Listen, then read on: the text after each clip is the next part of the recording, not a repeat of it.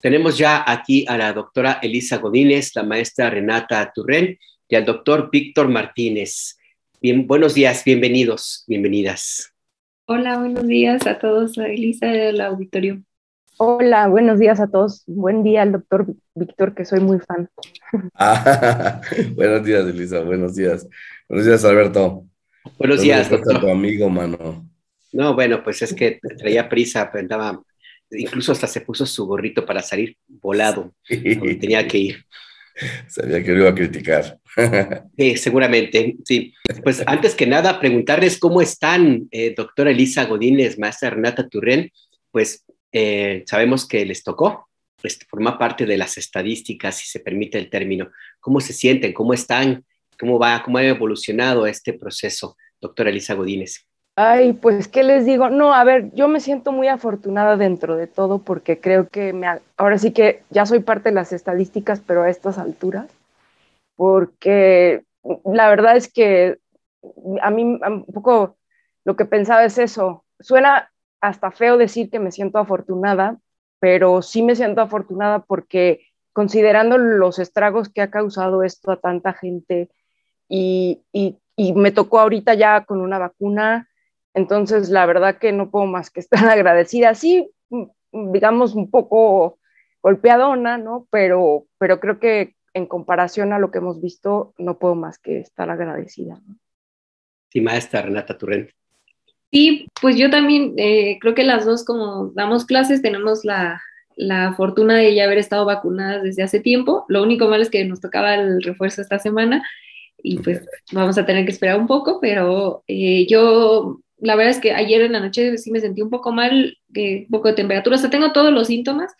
Entonces, pues nada más aislarnos y esperar un poco. No, no me siento bien, pero tampoco nada grave. Ahora sí que como nos han informado, es un COVID mucho más tranquilo y como dice la doctora Elisa, al final de cuentas, yo también me siento muy afortunada de que me agarró esta variante y no otras más fuertes, porque además tengo una bebecita chiquita, entonces ese era mi terror más grande. Afortunadamente ella pues como nueva, al contrario, ella anda, corre y sacando cosas y por toda la casa y yo muriéndome atrás de ella, pero estamos bien afortunadamente. Pues qué bueno, me alegro que estén bien. El presidente López Obrador también está convaleciente, bueno, él también ya está aislado. Envió un video en la conferencia de prensa matutina donde él se me tomaba la temperatura, se midió la oxigenación, en fin, que pues dice que básicamente tiene una ronquera. ¿En qué momento nos encontramos, doctor Víctor Martínez?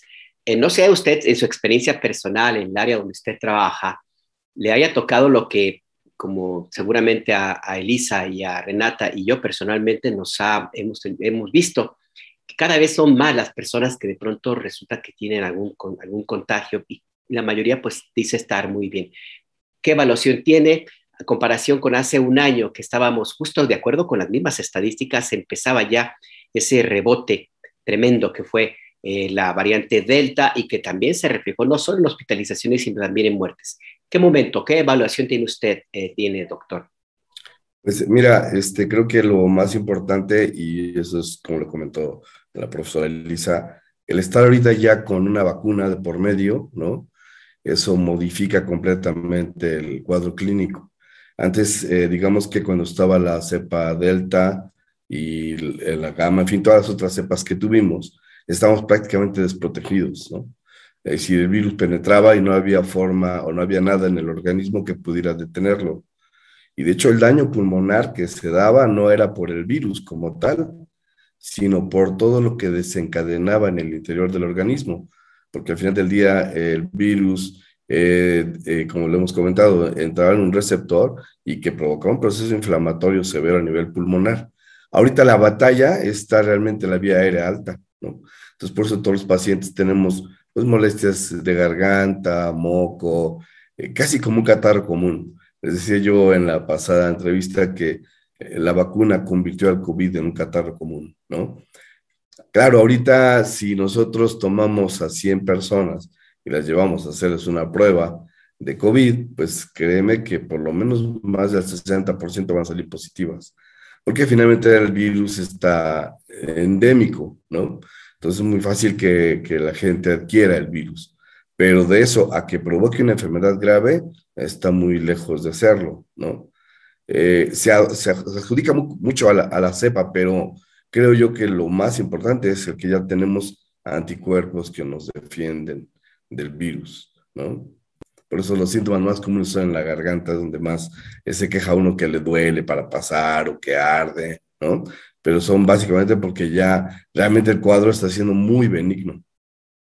Doctor, y aprovecho la duda que me surgió cuando escuchaba a Renata que hablaba sobre su pequeña, su hija.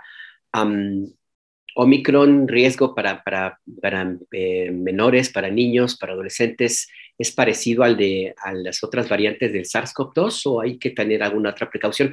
Lo digo porque finalmente la molestia que causa en las vías altas, vías respiratorias altas, pues a los bebés sí les podría afectar, causar algún problema, nariz tapada, ardor en la garganta, en fin.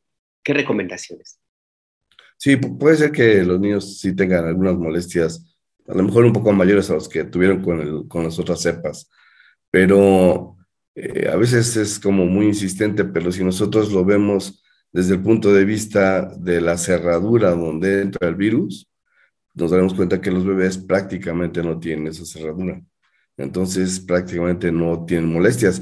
Si nosotros ahorita lo evaluamos, nosotros los adultos, los de alto riesgo, las profesoras están delgaditas, realmente no tienen problema. El virus no les haría daño ni antes ni ahorita. Pero en este momento los pacientes de alto riesgo se están comportando como si fueran niños o jóvenes, con una evolución muy, muy tranquila, ¿no? Muchos pacientes son prácticamente asintomáticos. Y la gran elevación en el pico es que, pues ahora sí hubo pruebas de antígeno por todos lados, ¿no? Y entonces, realmente todo mundo trae ya hasta sus pruebitas. A mí me llegan al consultorio ya con una bolsa con pruebitas de que se le hicieron a todos los de la familia y no, hasta ellos mismos se la hacen. No es tan sencillo hacerla, tiene sus detalles, ¿no? Pero bueno, al final del día ya está disponible así la prueba y por eso también actualmente hay un desabasto ya de pruebas, ¿no? Que ese es el otro problema. Sí, para avanzar un poco, me gustaría también abordar un poco la situación del momento que implica, no solamente en términos de la pura situación del contagio, pues, y los detalles sobre este ABC que queremos plantear sobre Omicron, en este momento en que nos encendieron un poco los focos amarillos por el contagio que tuvo el presidente López Obrador, sino también otro tema que es la salud social. Y en esto sí me gustaría hacer un par de preguntas a la doctora Elisa Godínez y a la maestra Renata Turren. Una de ellas que me llama la atención de nuevo, esta reacción que hubo en redes sociales sobre todo, pero también en otros espacios informativos, que pareció que hasta se alegraron del contagio del presidente López Obrador. No faltó el comediante que se pasó de chistoso, que inclusive le echó porras al virus, a la variante Omicron. ¿Qué evaluación tienen de este momento? No sé si la historia, si lo que vivimos el año pasado y el antepasado, pues con toda esta carga de 300,000 personas que fallecieron, no sé si realmente, doctora Elisa Godínez, sirvieron de algo para mitigar esta reacción que ha habido en algunos sectores opositores a la 4T. ¿Qué piensa usted de esto? Ay, qué buena pregunta, como siempre, Alberto. Pero yo lo que creo es que, pues siempre hay gente y siempre habrá un sector muy, muy desagradable, por decirlo menos, que, pues que se alegra con la tragedia o con las desgracias ajenas, ¿no? Y desafortunadamente también creo que las redes sociales tienen una cierta dinámica a veces que propicia que esto se generan como escenarios donde uno se va enganchando, ¿no? En estas cosas. Decir lo más escandaloso, decir lo más terrible, decir lo más, no sé, estridente como para ganar notoriedad y demás, ¿no? Entonces creo que eso hay que leerlo en ese contexto. Pero por otro lado, bueno, yo también vi gente que, a pesar de ser opositora y demás, pues le deseó buenas cosas al presidente y demás, ¿no? Entonces yo creo que no todo está perdido, pero sí, digamos, en este contexto hay gente que todavía decide quedarse del lado miserable de la vida y de las cosas, ¿no? Yo por eso insisto en que pues eso, o sea, no, después de lo visto en estos 2 años, después de todo el dolor que hemos estado atestiguando, pues no puede uno, vaya, ni por asomo, ¿no? A mí me impresionó mucho también los manejos, tú lo debes de saber mejor que yo, Alberto, y aquí la mesa también, el manejo, digamos, mediático, ¿no? De ciertas personas que, por ejemplo, ¿no? Un tuit de cierta periodista que decía algo así como, ciertos presidentes o tantos presidentes se han contagiado de COVID. Los únicos que se han contagiado 2 veces son López Obrador y Bolsonaro, ¿no? Entonces, ya con eso estás metiéndole insidia a las cosas, ¿no? Entonces, me parece que también parte, y eso es algo que ya también se ha dicho, a la par de la pandemia tenemos esta infodemia y estos comportamientos en los medios que son pues tan nocivos, ¿no? Por eso yo celebro mucho que el Momentum hayan pues abierto los espacios, por ejemplo, al doctor Víctor y en general también a hacer una mesa como la de hoy para quitarle pues todas las dudas a la gente, que también es cierto, o sea, las personas tienen miedo, ¿no? Y es lógico que sientan temor pues por lo que hemos visto, ¿no? Pero yo les puedo decir que al menos en este caso, casi todas las personas están refiriendo que nos están dando cuadros bastante leves y benignos, y bueno, pues solo hay que ser responsables, ¿no? O lo más responsables que podamos. Renata, ¿tú cómo lo ves? ¿No te dio? A mí me dio mucho coraje, pero bueno, mejor tú. ¿Cómo lo viste? Sí, tremendo. Yo quizá como lo dividiría, creo que en cuanto a la gente que ha estado capitalizando de, de las desgracias en general, y dicho sea de paso, es la misma gente que habla de que López Obrador politiza, ¿no? Y que, y que polariza, y qué más polarizante que lo que ahorita menciona la doctora Elisa, ¿no? De decir, solo Bolsonaro y AMLO se han contagiado 2 veces, no tiene ningún sentido ni una línea lógica, más allá de querer polarizar y sacar raja política de algo donde en realidad no tendríamos por qué buscarla. Yo divido la reacción de cierta parte de la oposición, porque como dice Lisa, yo también vi algunas personas que fueron seres humanos decentes, sabiendo que esto nos puede tocar a cualquiera. Yo me cuido muchísimo, me he cuidado toda la pandemia muchísimo por la bebé, y pues nos toca a todos, o sea, nos toca a algunos, a muchos, es parte de esto que nos tocó vivir desgraciadamente. Pero yo lo divido en 4. La primera es esta adicción que mucha gente tiene a la pandemia, de estar viendo cosas, creyéndose doctores, eh, adicción a estar pegado todo el día a qué va a pasar a la pandemia. Eso, en cuanto a salud mental, no creo que sea pues muy provechoso. Y se conecta un poco a, creo yo, la forma en la que la gente reacciona a la necesidad de tener una prueba que lo confirme, ¿no? Yo no tengo una prueba que confirme que tengo COVID, pero estoy segura, o sea, no hay de otras. Llevaba encerrada todo el tiempo, fui a una reunión, estoy segura que me contagié ahí porque no había ido a otro lugar, ni modo que me haya contagiado de otra cosa si este bicho es tan contagioso. Y si no es, pues no fue, pues, pero da igual, el tratamiento es el mismo, ¿no? Entonces, como tratar de entender que este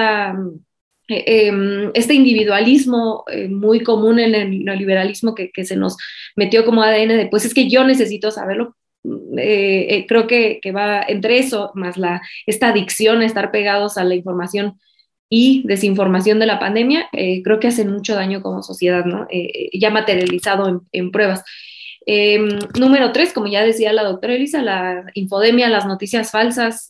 Por todos lados veo yo a esta doctora que es dentista, que no sé por qué como sociedad la estamos poniendo como si fuera una autoridad al respecto, porque ha sido de las personas que ha estado diciendo noticias falsas durante la pandemia muy, muy graves, ¿no? Fue una de las que estuvo propagando miedo sobre la vacuna CanSino, que al final de cuentas salieron los datos de las revistas más serias diciendo que la CanSino es igual o muy similar que muchas otras vacunas, ¿no?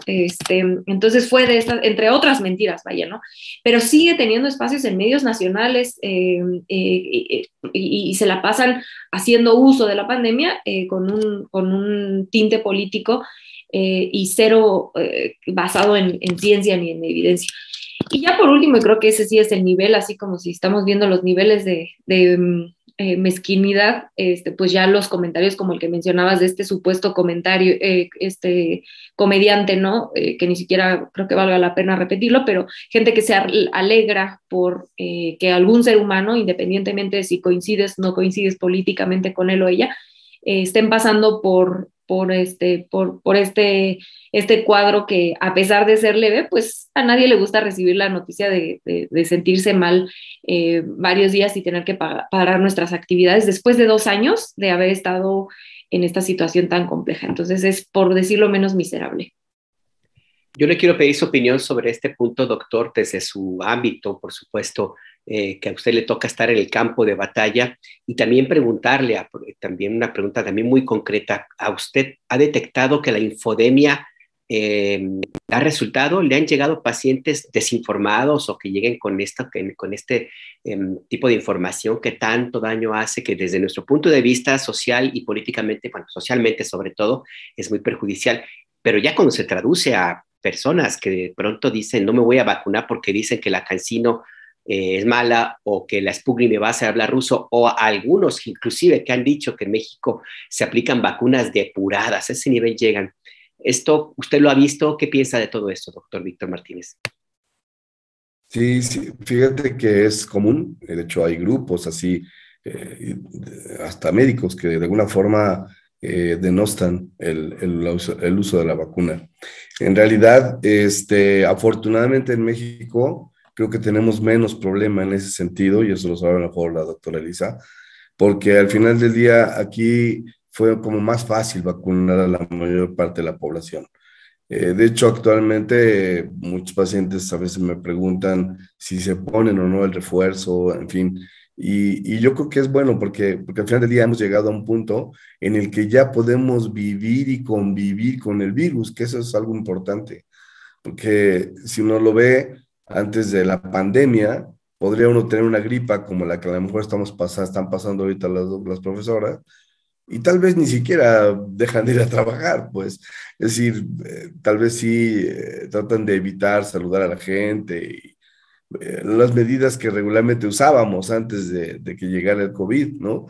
Pero ahora, afortunadamente aquí en México, creo que aceptamos bien la vacuna, creo que se abordó bien el problema, y de verdad es algo que yo volveré a remarcar. Siento que fue un manejo impecable de la inmunización, porque se ha llegado a todos los rincones, o a la mayor parte de los rincones. Seguramente hay lugares donde no se ha podido llegar, pero una buena parte de la población está inmunizada. El caso es que estamos viendo ahí las cifras de mortalidad, ¿no?, que están bajitas, a pesar de, evidentemente, una gripa de cualquier tipo en un paciente de alto riesgo, anciano, con bronquitis crónica, con enfermedades cardíacas, bueno, lo puedes compensar y puede en un momento llevarlo a una complicación grave y aún a la muerte. Pero en este caso parece que fuera lo menos común, por lo menos hasta lo que estamos viendo ahorita nosotros. Perdón, doctor, es que tengo este síndrome que se parece un poquito a todo lo que sucede, que tengo el De micrófono en mute. silencio. Y es que, no, es que hay una cantidad de ruidos que de pronto se escuchan, y tengo un par de mascotas que son bastante imprudentes, son muy ajenas a todas estas discusiones. La idea Tienen que que tenemos participar. es, sí, claro, la idea que tenemos es dar el mayor espacio que se pueda a las preguntas que usted nos plantea, dudas muy concretas sobre el tema de Omicron. La idea también era saber un poco cómo están la doctora Elisa Godínez y la maestra Renata Turrenico, nos contaron un poco su experiencia. Voy a hacer si les parece, una última pregunta para ustedes dos, Renata, Elisa, y daríamos paso a los siguientes minutos que nos quedan para responder ya más preguntas más concretas y específicas sobre el tema de Omicron. Si está también usted de acuerdo, doctor, por supuesto. No, claro, claro, con todo gusto. Muy bien, muy bien. Y la pregunta es un poco a prospectiva y si me lo permite también un poco personal. No sé si a ustedes, Elisa, Renata, les haya tocado la experiencia de resultar positivas en el contagio. Esto mueve mucho la reflexión personal. Por fortuna, esta variante no es tan de riesgo como las otras, y por todavía mayor fortuna tenemos la posibilidad de estar vacunados. Pero qué reflexión qué reflexión de país, qué reflexión de momento, de sociedad, personal, de espacio, de la vida, cómo nos cambia. Y la pregunta y la certeza, por supuesto, de que no volveremos a tener la vida que teníamos, la normalidad de antes. ¿Qué reflexión le está en estos días de obligado encierro, doctora Elisa Godínez?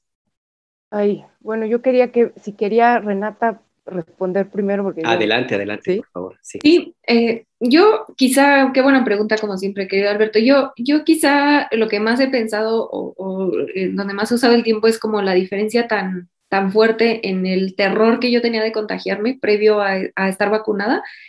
Y aparte, para quien no sepa, yo tuve que hacer campaña, una campaña a pie, o sea, afuera, cuando no estaba vacunada y con una bebé de 2 meses. Entonces, pasé aterrada prácticamente toda la campaña hasta que me vacuné, que fue pues casi al final de esta.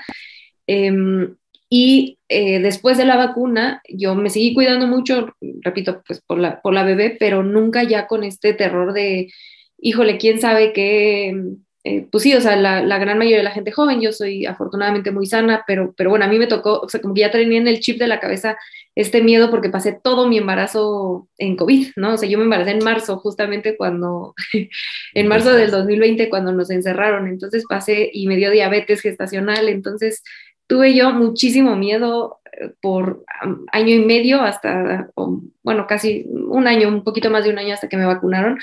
Entonces, para mí, como reflexión personal, pero más allá de eso, sino como la tranquilidad que da esta vacuna, que además fue, como ya bien dijo el doctor, pues una campaña de vacunación muy eficiente, todo fue rápido, amable, se sentía uno pues muy acompañado por el Estado mexicano y eso fue algo bellísimo, ¿no? Saber que a mí o a cualquier mexicano o mexicana nos estaban tratando con tanta dignidad y con tanta preocupación para que no nos pusiéramos peor. Entonces yo pues sí me siento muy agradecida tanto con el gobierno mexicano, pero también con la sociedad, porque como bien decía ahorita el doctor, la vacunación en México, a diferencia de otros países, o sea, en Estados Unidos hay un 30% de gente que no se quiere vacunar y eso afortunadamente en nuestro país no sucede, ¿no? Hasta la gente que ha estado capitalizando de esto y hablando mal de las vacunas, ahí andan vacunándose, lo cual es algo muy positivo a diferencia de otros países, Estados Unidos, Canadá o algunos países de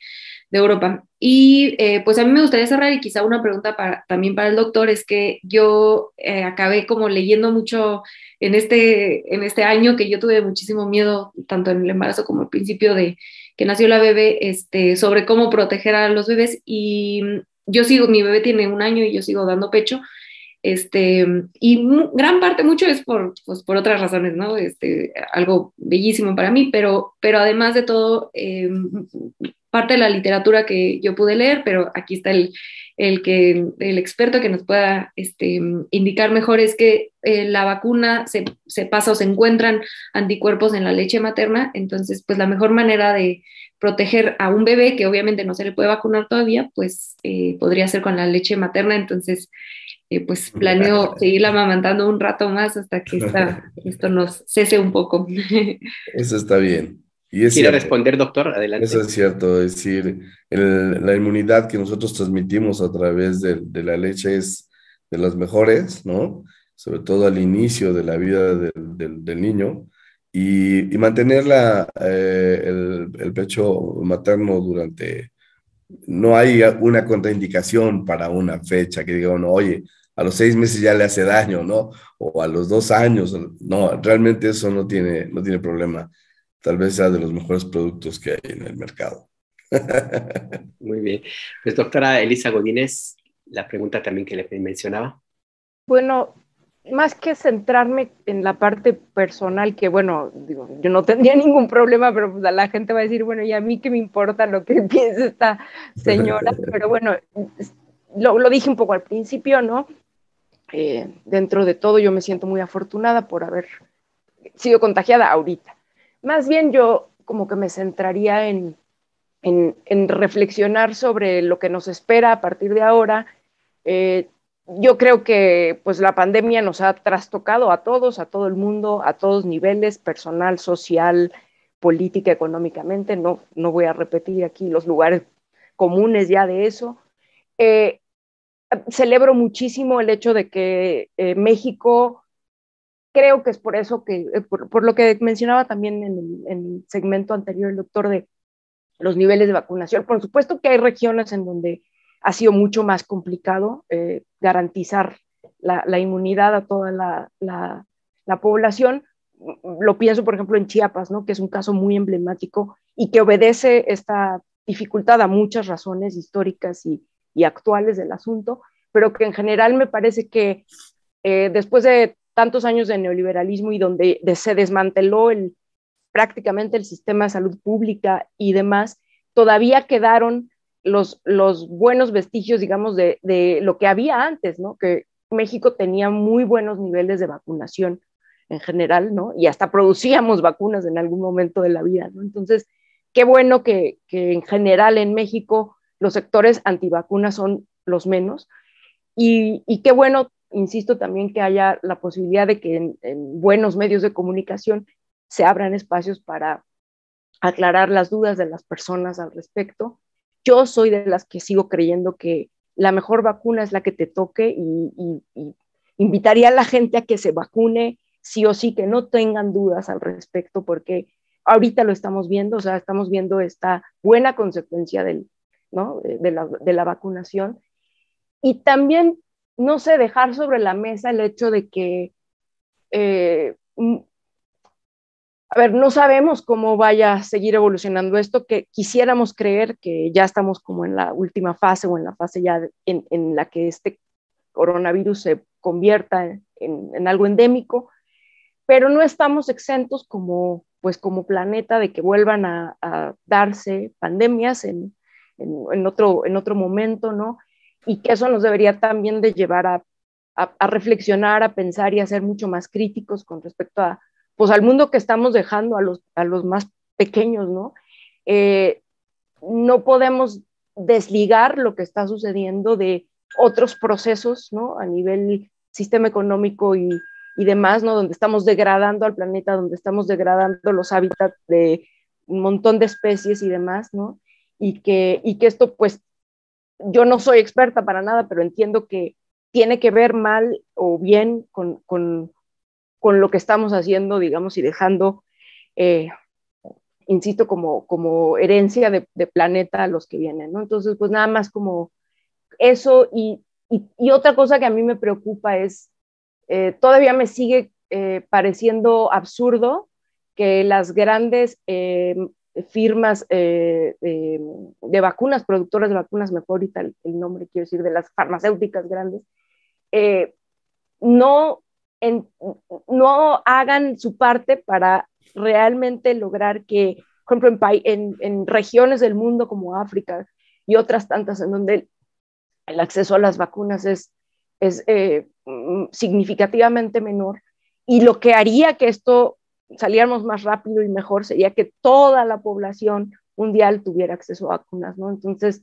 me sigue pareciendo absurdo, ¿no? Y me parece una de las cosas que, pues, que veo que por más que mucha gente al principio decía que no, que esta pandemia nos iba a cambiar, iba a lograr que la gente tomara más conciencia y bla, bla, bla, pues desafortunadamente no, el capitalismo es el capitalismo y pues ahí lo estamos viendo. Sí, ahí lo estamos viendo, desgraciadamente. Les quiero agradecer, doctora Elisa Godínez y maestra Renata Turrent, que hayan participado en estos minutos en esta mesa y más todavía, porque pues sí, aunque es una situación muy distinta y puede decirse hasta leve, no deja de ser COVID. Muchas gracias. Al contrario, gracias a ustedes. Muchas gracias. Adiós, Alberto. Gracias, doctor. Hasta luego. Muchas gracias. Gusto. Cuídense, cuídense. Pues doctor Víctor Martínez, nos quedamos usted, yo y la audiencia, y hay muchas preguntas, muchas preguntas. Pues, si le parece, hay una que me parece a mí importante que pregunta, déjeme ver por aquí, alguien preguntaba sobre si esta variante de Omicron también puede resultar que quienes lo contraigan no tengan síntomas. ¿Puede haber personas contagiadas asintomáticas? Sí, y seguramente con mayor frecuencia que en otras épocas. Yo hasta me inclinaría a hablar de épocas más que de cepas, ¿no? porque seguramente el Omicron sin vacuna hubiera sido igual de agresivo que el Delta sin vacuna, ¿no? Entonces, por decirlo así, sí, seguramente habrá muchos pacientes asintomáticos. Es decir, a pesar de que se dice que es como un catarro, Ajá. pudiera ser también que las personas no sientan nada, simplemente, ¿cómo podría entonces saberse? Es una pregunta muy concreta, saberse si una persona que no tiene síntomas, se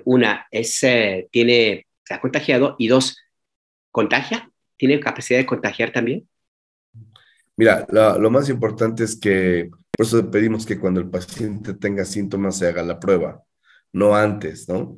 Pero es muy común, y lo estamos viendo actualmente en el consultorio, que mucha gente dice, oye, me hice la prueba porque fulanito salió positivo, ¿no? Y entonces hacen prueba a todos y por lo menos una buena parte de ellos sale positivo. Y cuando nos preguntas, bueno, ¿y qué molestias tienes? No, pues ninguna.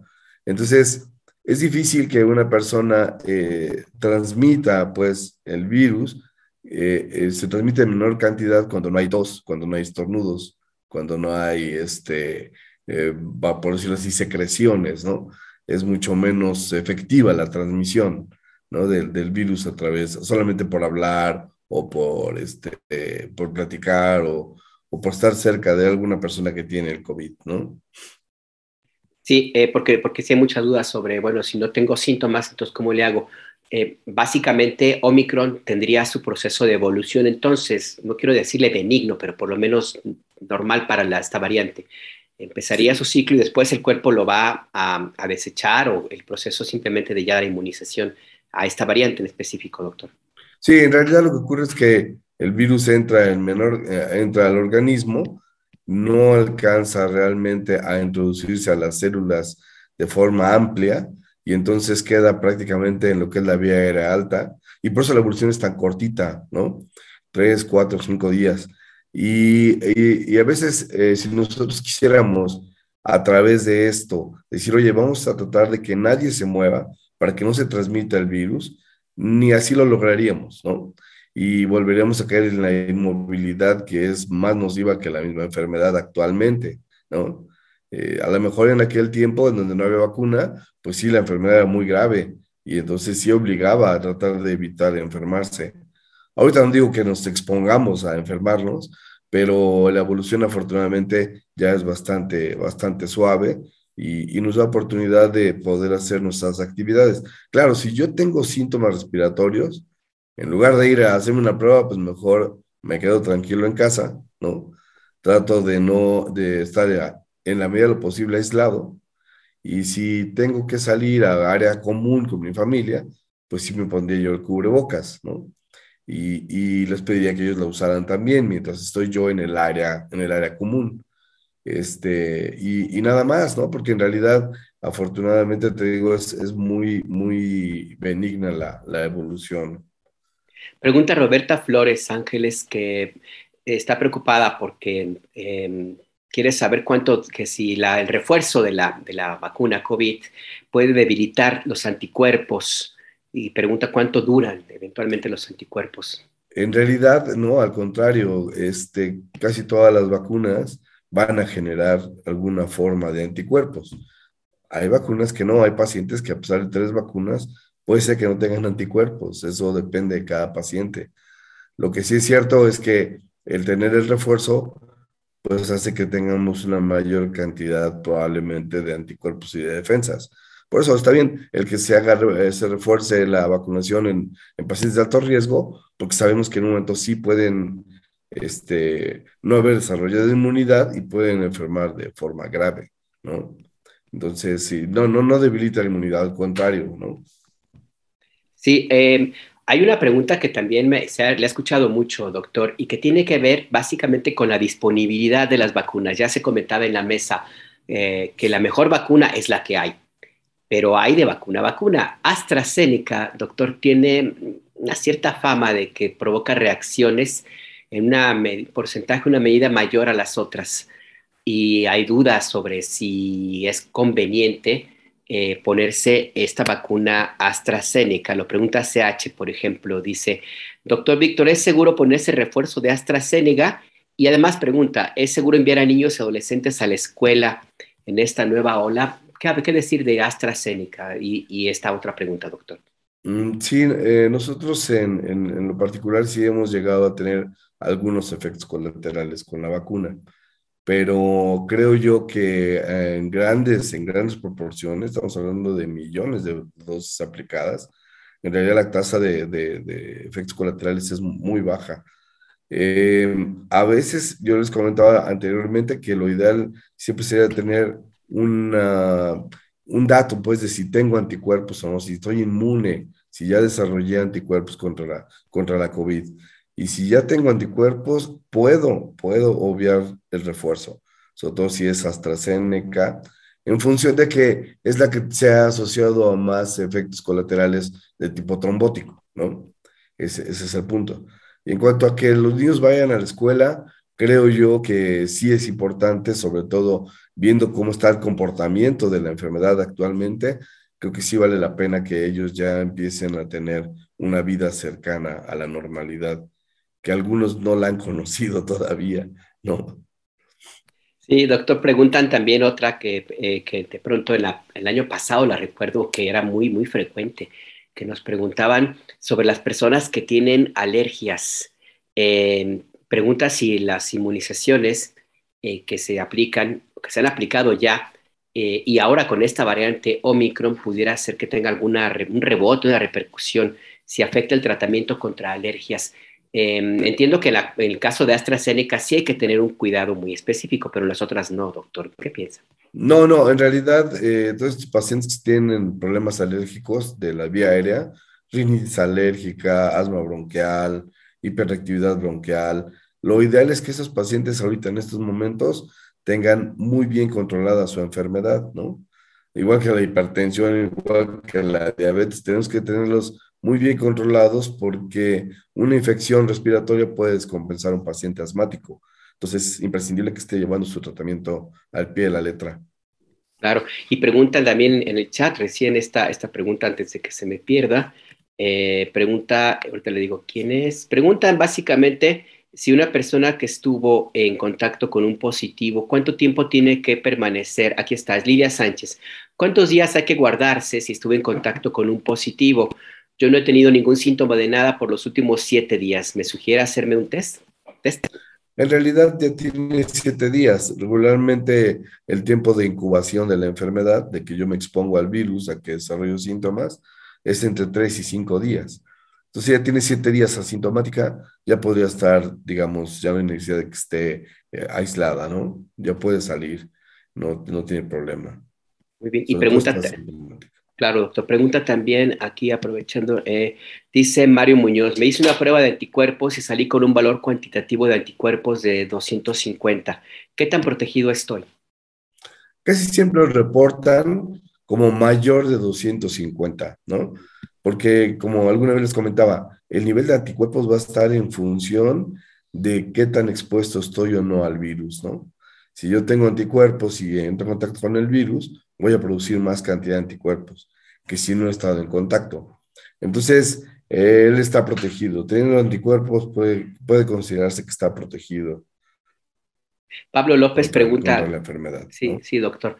Pregunta Pablo López, si el paciente tiene herpes tipo 2, ¿se debe vacunar? Sí, sí, sí, eso no contraindica la vacunación. Sí, tiene que hacerlo. O sea, esto es independientemente de cualquier otro padecimiento. ¿Cuáles serían, esta pregunta me surge en este momento, doctor, qué enfermedades o qué padecimientos, si nos puede usted tener alguna idea, son con los cuales se debe tener precaución, cuidado o se debería evitar la vacuna? Entiendo que personas mayores, no sé, de 80, 90 años, en su momento se dijo que era de cierto riesgo ponerse la vacuna, pero bueno, eso fue el año pasado. Ahora mismo hay alguna enfermedad, algún padecimiento que te pudiera eventualmente tener a quien lo tiene cierta precaución antes de aplicarse una vacuna. Sí, hay algunos padecimientos, a lo mejor como los pacientes que de alguna forma tuvieron algún cuadro de Guillain-Barré o algunos pacientes que tuvieron púrpura trombocitopénica trombótica. Es decir, son alteraciones inmunológicas que pueden desencadenarse por el efecto de la vacuna. Entonces, hay algunos pacientes como esa, y algunos pacientes, sobre todo las vacunas que son con virus atenuados, esos los usaríamos menos, por ejemplo, en pacientes con cáncer o con inmunodeficiencia adquirida, ¿no? Ellos es preferible utilizar Pfizer o a la misma Astra, no habría problema. Pero la CanSino, que es de virus atenuados, es preferible no usarlo en esos pacientes. Claro, los virus atenuados, ¿cuáles son las que tienen esta variante, este Como la tipo? CanSino. CanSino es una vacuna que está diseñada de esa forma, con partes del virus, decimos están atenuados porque están ya, digamos, inmovilizados, ya no tienen la espiga para entrar a las células y pueden en un momento dado generar los anticuerpos. Por eso es tal vez de las que menos, se decía que era menos efectiva, pero en realidad no, sí tiene una buena carga de efectividad. Adriana Vargas, doctor, pregunta, ¿ha sido difícil encontrar en el laboratorio los estudios que el doctor usted recomienda para de anticuerpos? Si se tiene COVID, ¿cuánto tiempo después hay que hacer esta prueba? Como en 3 o 4 semanas, Alberto. Vale la pena que lo hagamos a la final de la tercera o cuarta semana de haber empezado con los síntomas. Yo realmente el laboratorio que veo que sí lo reporta de esa manera, hasta ahorita es el Chopo, que reporta ahí antiespícula y antinucleocápside, ¿no? Que es lo que hacía la diferencia entre vacuna y enfermedad, ¿no? Entonces, creo que ahí sí podemos pedirlo sin problema. Los demás son como nada más inmunoglobulinas, ¿no? Lo que miden los otros laboratorios. Y otra pregunta también muy específica, doctor Roberta Flores Ángeles. ¿Qué se ha visto sobre gravedad de Omicron en personas de riesgo, es decir, tercera edad, cáncer, sobrepeso, hipertensión, y que tienen tercer refuerzo? Entendería, doctor, que en el fondo es el mismo virus, SARS-CoV-2, y en personas con este tipo de comorbilidades implica cierto riesgo, igual que Delta, igual que otras variantes, ¿no, doctor? Sí, no, totalmente. Es decir, aquí el punto importante, y eso es a lo mejor algo que hay que subrayar, en cuanto el virus entra, tiene muchas espigas y seguramente los anticuerpos van a inactivar a una buena cantidad de espículas, pero puede ser que algunos queden libres y puedan penetrar a la célula. Y por eso, aunque sean pacientes de alto riesgo, no tienen una evolución tan mala, ¿no? Sino su evolución es bastante aceptable, a pesar de ser diabéticos, de ser obesos, de ser hipertensos. Por eso creo que más que nada la vacuna es la que nos está de alguna forma conteniendo la gravedad de la enfermedad. Sí, doctor. Hay quienes preguntan, por ejemplo, que si tiene en este momento gripa, es decir, y que está tomando un antibiótico, una medicina para eso, ¿hay que esperar para vacunarse o se puede hacer inclusive con ese tratamiento, doctor?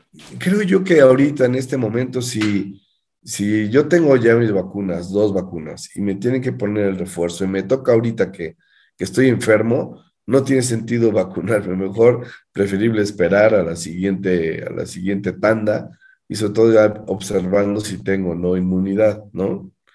Porque a lo mejor lo que tiene finalmente es un COVID, ¿no? Y Sí. terminar recuperándose. Claro, claro. Aquí lo importante, doctor, es que sean síntomas leves o no, al final del día es COVID, ¿no? Y me parece importante remarcarlo. Es el mismo virus SARS-CoV-2 el que está allí presente con una variante distinta. Se lo quiero preguntar, doctor, porque esta misma semana, bueno, la semana pasada, ya llegaron noticias de una nueva variante que estaría mezclando la Delta y Omicron y está Sí. en estudio. Se lo pregunto porque pues, se tiene la idea de que, bueno, ahora es nada más como un catarro, una gripe, y la certeza, la idea, pues, de que a lo mejor la siguiente variante es cada vez es menor, intensa, y así va a ir. Pero no necesariamente es el ciclo de evolución del virus, doctor, ¿o sí? No, no, no. En realidad, sabes, creo que lo más importante de todo es que si nosotros tomamos en cuenta cómo fue la evolución el año pasado, gran parte de las complicaciones eran inflamación pulmonar. Siempre se pensaba que el virus estaba ahí. Para el tiempo en el que el paciente desarrollaba complicaciones pulmonares, ya no había carga viral. Si ya ni estaba el virus, lo que estábamos viendo era el proceso inflamatorio desencadenado por el virus. Y para que ese proceso inflamatorio se desencadenara, tenía que entrar en contacto el virus con el receptor de las células. En este caso, es muy poca la posibilidad de que de esta cepa o la que venga o las anteriores puedan entrar en contacto con el receptor, porque para eso están los anticuerpos, ¿no?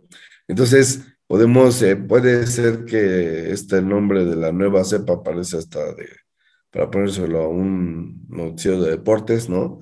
Del tacrón, ¿no? Pero en realidad es que finalmente no hay una forma fácil y sencilla de definir qué tipo de cepa tenemos. De hecho, hoy le hacían la pregunta en la mañanera al doctor Hugo López-Gatell acerca de unos laboratorios que ya estaban detectando el tipo de cepa que traían los pacientes. Esto es mentira, ¿no? Porque para poder definir el genoma de un virus, el estudio tarda 7 días y se requieren de laboratorios de alto calibre. Entonces, no es tan fácil así como se plantea, ¿no? Sí, y hay una pregunta que me parece pertinente, doctor, porque se repite con frecuencia. Yo la he escuchado también en los círculos familiares y de trabajo. Pregunta Magu SW, así es su nombre con el que se identifica en el chat. Dice, mi hijo de 19 años se hizo la prueba y salió negativo a COVID, pero se siente débil y ya tiene 2 días. ¿Tiene que volver a hacerse la prueba? Es muy frecuente que exista una especie de, no quiero decirle paranoia, pero sí ansiedad, doctor, de la idea de que una prueba es lo que se necesita para tener una tranquilidad. ¿Qué responder a esta pregunta, doctor? En realidad, aquí lo que podemos nosotros documentar es que los pacientes pueden tener COVID, pero también pueden tener influenza, ¿no? O pueden tener cualquier otro virus que produce catarro común.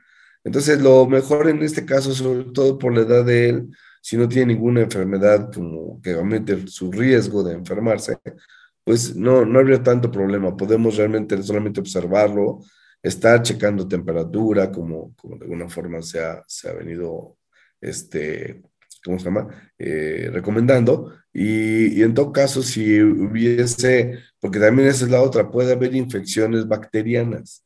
Entonces las secreciones a veces cambian de color. Pueden ser verdes o amarillas, y eso ya te habla de una bacteria, ya no del COVID. Entonces, realmente habría que ver la evolución del paciente, o sea, no necesita la prueba para estar o no diagnosticado, ¿no? Sí, porque justamente es esa la idea sí, que no sé si llamarle elección, doctor, no sé cómo definirlo, pero y no sé, también quiero pedirle su opinión, usted como especialista, que todos los días le toca ver personas y que su análisis es desde el punto de vista profesional médico. Como que hay, no sé, bueno, sí hay una costumbre de tener más precaución para cierto tipo de actitudes que antes no las teníamos presentes. Lavarse las manos, por ejemplo, es una de ellas. El saludar de otra manera. Ya el saludo inclusive dejó de ser tan afectuoso como era antes de la pandemia. Ese tipo de costumbres y de formas de reaccionar han estado cambiando.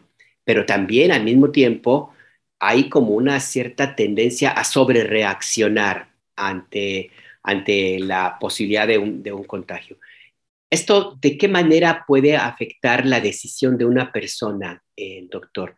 ¿Qué tanto puede o no, no solamente utilizar recursos para comprar una prueba, por ejemplo, hacérsela, una prueba que no sería necesaria, sino también alguna cosa tipo de estrés, por ejemplo, alguna situación de estar sintiendo síntomas lo que no tienen, en fin, ese tipo de circunstancias que tanto pueden también generar algún problema médico? No, es algo muy común, Alberto. Tienes toda la razón. Algunos pacientes que vemos tienen, no tanto ahora, era mucho más frecuente el año pasado, en el que sí había pacientes que tenían síntomas, obviamente, de que les faltaba el aire, que no pueden respirar, que se agitaban, y en realidad era más ansiedad, ¿no? Finalmente, el diafragma, que es un músculo que está entre el pulmón y el tubo digestivo, el abdomen, se contrae, comprime el pulmón y da la sensación de falta de aire. Son típicos pacientes que tienen que suspirar, ¿no? Para poder sentir la sensación de que entra el aire. Entonces, sí, hubo muchos casos de crisis o ataques de pánico secundarios al temor que se tenía a la enfermedad, que no era infundado, estaba realmente más que entendido que podría presentarse, ¿no? Sí tuvimos varios pacientes que les ponían un oxímetro y saturaban al 95%, que en general sus pulmones se veían limpios, que bueno, al final del día, sí era más ansiedad que una enfermedad establecida, ¿no? Hay que tener COVID, cuidado ¿no? con los cuadros de ansiedad, doctor, porque te pueden desencadenar otra cosa, ¿no? Sí, o sea, es que de verdad es muy común. A veces ahí lo importante, por ejemplo, en este tipo de casos, hay algunos detalles que puede uno hacer si tiene una infección respiratoria y quiere pensar o saber si realmente el COVID está avanzando. El COVID lo que hacía era que lastimaba, inflamaba el pulmón. Entonces, si uno quería inspirar profundo, aguantar el aire, no podía hacerlo. Inmediatamente desencadenaba a todos. Entonces, a veces era una forma de nosotros darnos cuenta de qué tanto el pulmón estaba o no afectado. Eso puede servirnos o ser útil actualmente, pero en realidad sí hubo muchos pacientes con ataques de pánico en ese aspecto. Y Sí. finalmente, ya para cerrar esta conversación que le agradecemos y que ha sido muy útil y muy bienvenida, doctor, sigue todavía esas dudas sobre qué tipo de vacuna ponerse. Hay quien pregunta si tiene la Sputnik, es buena idea ponerse otra. Yo entendería que es lo mismo. Y una duda también que vi por ahí y que también la he escuchado con mucha frecuencia, doctor, pareciera que los síntomas de esta variante Omicron se parecen más a una gripa, a un catarro fuerte. A veces las gripas y los catarros, dependerá de las personas, no tienen todos los síntomas de la COVID, como fiebre puede ser, o diarrea u otro tipo de cosas. ¿Hay alguna diferencia entre estos síntomas, doctor, y los anteriores? Estas dos preguntas. No, en realidad no hay problema entre que si pones una vacuna u otra, en realidad, como lo comentaron, lo importante es la que dispongamos, esa hay que usarla. Y en cuanto a la diferencia entre los síntomas, lo más importante es vigilar la secreción, ver qué color tiene. Si es transparente, seguramente es viral, ¿no? Y ahí podemos tomar en cuenta la influenza y el COVID. Y si es verde o amarillenta, es bacteriana. Nada tiene que ver con COVID ni con influenza, ¿no? Entonces, para que lo tomemos en cuenta, a veces hay quien quisiera hacerse prueba de COVID y de influenza, a pesar de que duele cuando te hacen la prueba, pero en realidad creo yo que en este momento podemos irnos con más calma, ser, sí cuidadosos, comer bien, hidratarse bien y tratar de evitar el contagio a los demás a través de la mascarilla, ¿no? Pero creo que vamos ya rumbo a la normalidad, Alberto. Me da la impresión de que vamos ya para allá. Claro, claro. Y ahora sí la última pregunta, doctor, que se me pasó preguntársela. Hay varios cuestionamientos sobre la dieta que usted recomienda con frecuencia cuando aparecen los síntomas. ¿La podría usted comentar de nuevo? Sí, claro. De hecho, ya hasta le habíamos puesto la dieta COVID, ¿no? Así que para sintetizar. En realidad lo que tratamos de hacer es que no haya producción de insulina para que el virus no pueda desencadenar el área inflamatoria de la enfermedad. Entonces, lo que se hace es que sean ensalada, verduras verdes, alimento rico en proteína, carne, pollo, pescado, huevo o atún, agua mineral, café o té y consomé de pollo, ¿no? Hay que quitar leguminosas, fruta, en este caso también ya sean como 3 o 4 días. Ya no necesitamos hacerlo tan largo, ¿no? Nada más para el proceso inicial de la enfermedad. Y eso lo podemos implementar desde que inician los síntomas, para que sea más rápida la evolución. Nada de pan, ¿No? nada de pizza, ¿verdad, Ernesto? Que seguramente nos está viendo. Ya sabes que él es... Ay, bueno, mejor no hablemos de él porque se va a Sí. enojar. Muy bien, doctor. Doctor Víctor Martínez, médico internista del Hospital Ángeles Lindavista. Muchas gracias por su paciencia, por su tiempo y sus respuestas a la Al audiencia de momento. contrario. Al contrario, gracias a ti, Alberto. Les mando un abrazo muy fuerte. Otro igual, doctor. Que les Cuídese. vaya muy bien. Hasta luego.